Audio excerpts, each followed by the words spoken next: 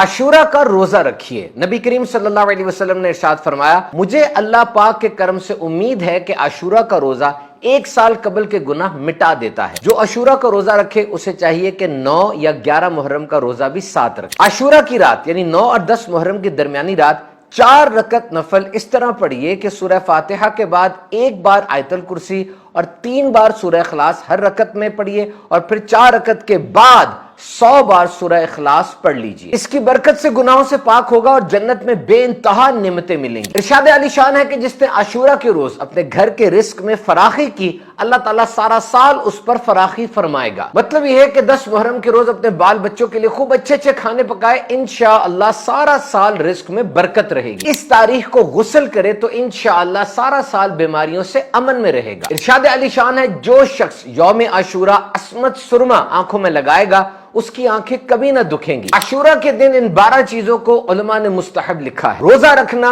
صدقہ کرنا، نفل نماز پڑھنا، 1000 بار سورہ اخلاص پڑھنا، علماء کی زیارت کرنا، یتیم کے سر پہ ہاتھ پھیرنا، اپنے اہل و عیال کے رزق میں خوب وسعت کرنا، غسل کرنا، سرما لگانا، ناخن تراشنا، مریضوں کی بیمار پرسی کرنا اور رشتہ داروں سے صلح و صفائی کرنا۔ اسی دن ہمیں شہداء کربلا کے لیے قرآن خوانی، ذکر و درود اور نذر و نیاز کا بھی اہتمام کرنا چاہیے۔